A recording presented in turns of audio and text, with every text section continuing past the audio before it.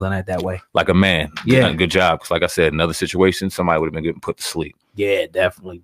But yeah, man, Fat Joe had a interview, I think it was, SamAnt, where he dropped some real heavy information for the people. He was on Who Kids podcast or radio show, I believe, and he was talking about being a peacemaker. I'll let Joe talk and we'll get to it. Like a hip-hop mediator with a lot of beefs out there. People call you to shut shit down. Well, I had the beef squash. I had countless phone calls. This is a real, all the time. Yeah. I think I got one a day, right? Yeah, that's wild. I know I'm delirious because we've been doing interviews, but I got one today. Like, yo, Joe, we need help. Make this for real. But what happened to me was when we originally squashed the beef, me and 50 Cent, and he gave me his hand, and he was like, yo, peace for Chris Lighty. I gave him my hand, and we squashed it, and it was a celebration. And then I went and I said, I'm going to do what other niggas ain't do for me. I immediately went and found Rick Ross. Immediately, because he was at the award show. And I said, yo, my nigga, I squashed the beef with 50 Cent. You know, he squashed it with me. Like, yo, what's up? And he was like, yo, I'm going to move how you move. So I'm thinking I'm about to squash the Rick Ross 50 Cent beef. Like, I was there. Like, I had him, like, I didn't see him. I think he was like, yo, big homie, I'm with you, whatever you want to do. Know what I'm saying?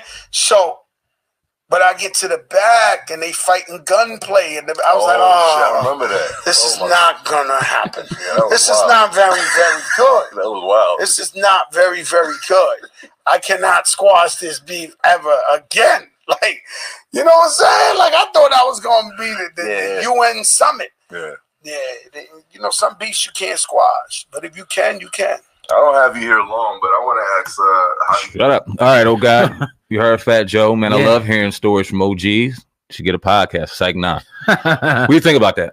Nah, that's dope, man. I did hear some stories, not that particular story, but I heard about, I think, some of those fights that they had. I don't know if it was one or a few of them, but Gunplay and G Unit and all of that. You know, it was in some trailers and stuff like that. But yeah, that's dope.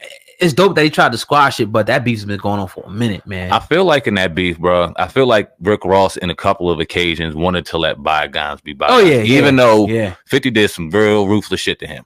And the vice versa. And I think that lyrically, Rick Ross got the best of 50 Cent. But I think that for whatever reason, 50 was just, I don't know. He don't like him. Don't like him. Yeah, he's to this day, it's just like, it might be to the death with that. I don't think they'll ever... You know, not that they'll kill each other, but it's like I don't think they'll ever piece it up like that. Outside of somebody taking a life of of a family member or someone real close to you, is any beef that serious? Oh God, I don't think so. But obviously, you know, 50 just holds on, you know, to the whole fact about him. You know, initially the CO correctional officer thing, and then his baby mom, and then I mean that's had to be going on since like 2006, I don't know, something like that. Probably. It's been going on for a long time. So it's just like it may not be no end in sight with that beef. 50. I mean, it's crazy that him and Fat Joe squashed it, but I think, you know, 50 Cent may, you know, they gotta kind of inhabit the same space. You know, him and Fat Joe, and he knows that Fat Joe was not saying that Rick Ross ain't serious like that. He's all the way down in MIA. He's not really playing New York like that. Fat Joe's the Bronx. Like, they get it in. Like, everybody knows the Terror Squad is the real deal shit. Ain't no fake shit. So, yeah, I think 50 was like, you know what? Yeah, it was almost like the 48 Laws of Power. It's like, you got to know your battles. You know what I mean? Sometimes you can't fight every fucking battle. And then what was 50 and Joe's beef about with the 100 guns, 100 clip, the New York Joan, when he did it with him and Jada? Yeah. They did it on there, and then he went and dissed all of them because they did it with Joe. It was competitive. Yeah. Did it ever go in these more serious than that? Like, did it go to the length? They was talking reckless. I mean, yeah, they do New Yorkers. For a minute, yeah. They was definitely talking reckless. In fact, I probably got some old stuff up. I might be down now of Fat Joe going in on 50 and 50 going back in on him. So that's like one of the reasons why. But yeah, I think that was the initial thing. Then he went for like all the people that was on that track. 50 was going at all of them. Yeah, he went at all of them. And I think that was a lot more competitive than anything. And that's why 50's seen the error of his ways. He's a smart brother, like you said. Shout out to him. Yes, sir. But another episode of the Hip Hop Uncensored podcast is in the books. We hope that everybody is going to enjoy your holidays coming up. We got one more episode. before Christmas. So, make sure that y'all tune in to that episode. And if you want to make sure that you get all future episodes, hit that subscribe button and go ahead and dash that 5-star rating for us real quick, family. That's all I got today, man. Another great show. Another great show indeed. Y'all be safe out there. Enjoy your holiday shopping, man. Just got word, unfortunately, that we had a shooting at the Garden State Parkway Mall up north. Damn. So y'all be safe out here, man. Got people just out here trying to fuck up people's days, man. Y'all stay safe. Got nothing but love for y'all. Got the episode coming tomorrow, 286. We on 287. Who we at? We on 85 right now. So 286 tomorrow, man. Can't wait. Y'all be safe. SamAnt, Viral Hip Hop News. Oh God, Hip Hop News, Uncensored. Together we are the most dangerous podcast out here to date. The Hip Hop Uncensored podcast. Over and out. Peace. That's all. Like, it's just come out and fight. You got the game is always fought. You got to fight it. You got to play it. I don't care what the rosters look like. I don't care what the Cowboys got. I mean, it's like, how do you lose that game if you're the Dallas Cowboys? Like, you got a chance to put the Eagles away in Philly, and you totally come out and flop, man. Shout out to the Eagles. At this point, man, I think they just got to take it 1 week at a time. You can't be looking forward and say, oh, can we go to the Super Bowl? 1 week at a time, one play at a time at this point. Obviously, we know that they're not as talented as other teams on paper, but any given Sunday, if you get hot at the right time, you can make some things happen. Shit, last year was sort of like this. I'm not saying it's the same outcome is going to happen, but it was like 5-7. We was limping. All of a sudden, we caught fire, and damn near probably would have went to the Super Bowl if Alshon Jeffrey holds them to that ball in New Orleans. So, great game. It was just great to watch it, man. Definitely. I love good football in December and January. So, so do I. I can't lie. I love good. I've been enjoying the last couple of weeks of football games and enjoying just a lot of the talent that we see around the league. To talk about y'all game real quick, you guys adapt. You guys have a culture out there in Philly, and I can't stand the Eagles, but one thing you got to just admit, and just when you see it and it's real, you just got to call it out.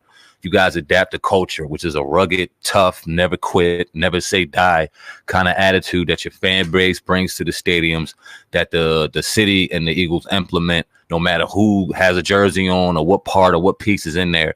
You guys always kind of stand up to the occasion and rise and go ahead and do what y'all do yesterday. That's why it wasn't surprising to me. I've seen the Eagles for the last 10 or 12 years now sit in positions where they were 5-7, 6 and whatever, and have to go ahead and go on a run and go on that run and do some damage and scare a lot of people and then fuck around and the sunshine on the dog ass. You goddamn won the Super Bowl. It was crazy. Yeah. The Dallas Cowboys, on the other hand, what a fucking train wreck they are. That's crazy. You have the most talented team in the NFL. Damn the NFC East. The NFL. Yeah. You have the biggest payroll in the entire league of sports, all of it, $5 billion. Number 1 offense, too. Number 1 offense. Number 7 defense. Damn, go ahead and call them out. Top 10 in both. Yeah. Yet you guys throw a shit stick, and then one time you guys could shut it down a week early and go into the playoffs trying to get healthy as the most talented team in the NFL. It's real sad. You got an owner that can't stay off the camera, and you have an owner that if he could suit up 11 times on either side of the ball, he would, and go out there, play, do everything himself because he wants all the light on him.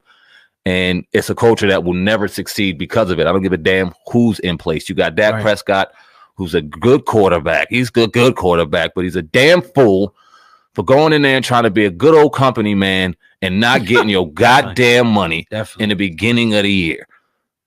Eagles, it is what it is. You say take it week to week. I'm going to be a little more realistic than that. I don't see you guys doing much. But let me ask you this, oh God, because I give a lot of fault to the fans.